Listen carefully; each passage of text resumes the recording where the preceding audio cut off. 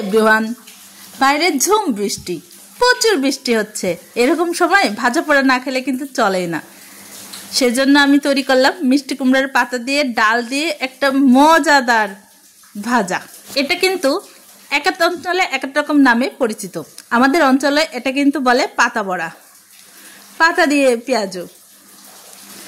যাই হোক, চলে যাই মূল রেসিপিতে। অবশ্যই আপনারা কমেন্ট করে জানাবেন আপনাদের অঞ্চলে কি নামে পরিচিত। প্রথমে আমি ডালগুলো ভালো করে বেটে নিয়েছি, তবে এটা ব্লেন্ডার দিয়ে পেস্ট করে নিতে পারেন।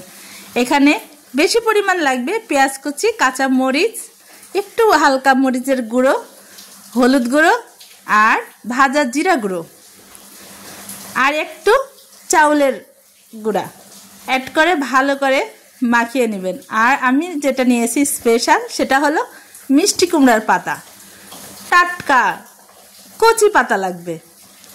সেগুলো উঠিয়ে নিয়ে ভালো করে ওয়াশ করে এখন আমি এপার ওপার করে পুরোটাই দেখুন, ভালো করে হাতের দিকে লক্ষ্য করলে বুঝতে পারবেন আমি মিষ্টি কুমড়ার পাতাটা কিভাবে ভাজ দিয়ে নিয়েছি। ডালগুলো খুব ভালো করে লাগিয়ে দিচ্ছি, এপাশ ওপাশ করে ভালো করে লাগিয়ে দিতে হবে। এটা কিন্তু গরম ভাত দিয়ে খেতেও খুবই মজা লাগে। আবার সন্ধ্যাবেলা আপনি নাস্তা হিসাবে খেতে পারেন চায়ের সঙ্গে এই পাতা ভাজা। মিষ্টি কুমড়ার এই রেসিপিটা, মানে মিষ্টি কুমড়ার পাতা দিয়ে এই বড়া ভাজাটা কিন্তু খুব অন্যরকম একটা টেস্টি খাবার। যারা ছোটবেলায় এগুলো খেয়েছেন তারাই বুঝবেন। বিশেষ করে এটা গ্রামের রেসিপি, গ্রামেতে এটা অনেক বাড়িতেই তৈরি হয়। আমাদের এইদিকে তো প্রায়ই তৈরি করে দুপুরবেলা বা সন্ধ্যাবেলা খাওয়ার জন্য। এভাবেই সুন্দরভাবে ভালো করে ঘষে ঘষে আলতোভাবে লাগিয়ে দিতে হবে।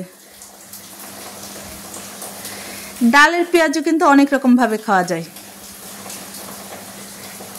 এটা আপনি তৈরি করতে পারেন, সেটা হলো পুঁই পাতা দিয়ে। পুঁই শাক দিয়ে বড়াটাও কিন্তু ভালো লাগে, তবে মিষ্টি কুমড়ার বড়ার মতো মিষ্টি কুমড়ার পাতা দিয়ে যে ভাজাটা হয় এটা কিন্তু অন্যরকম স্বাদ।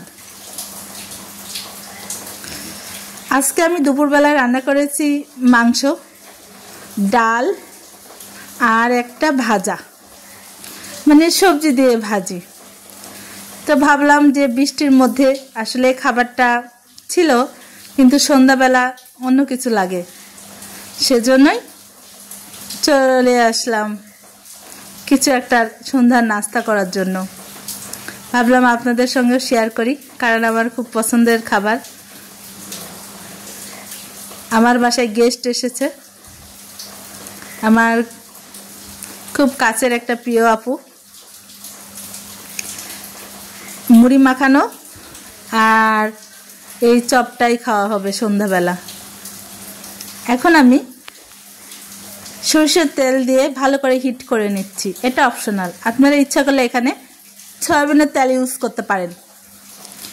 যখন তেলটা মিডিয়াম হিটে হবে তখন আমি আস্তে আস্তে এই বড়াগুলো দিয়ে দিচ্ছি। চুলার হিটটা হতে হবে খুবই লো, খুবই আস্তে হতে হবে, কারণ জোরে দিলে পুড়ে যাবে এবং ভিতরে কাঁচা থাকবে। আস্তে আস্তে এটা ভাজতে হবে, তাহলে খুব মচমচা হবে, খেতেও হবে দারুণ। যখন এক পাশ লাল হয়ে যাবে তখন আমরা উল্টিয়ে দেব।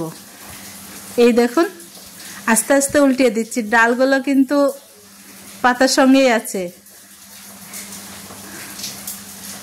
এভাবে আস্তে আস্তে সবটা উল্টিয়ে দিতে হবে। যখন এ পাশ আবার হয়ে যাবে তখন আস্তে আস্তে আবার ও পাশে উল্টিয়ে দিতে হবে। এইভাবে দুই পাশেই লাল লাল করে ভেজে নিতে হবে। তেলের পরিমাণ অতিরিক্ত দিতে হবে না, আবার কমও না। আমার ভাজা কমপ্লিট, এখন উঠিয়ে নিচ্ছি। আপনারা যারা ভাজা পোড়া খেতে পছন্দ করেন তারা অবশ্যই এই রেসিপিটা ট্রাই করে দেখবেন। আশা করি খেতে ভীষণই ভালো লাগবে। উঠানো কমপ্লিট, দেখুন কি দারুণ হয়েছে। ওকে, ভালো থাকবেন, দেখা হবে নতুন কোনো রেসিপি নিয়ে।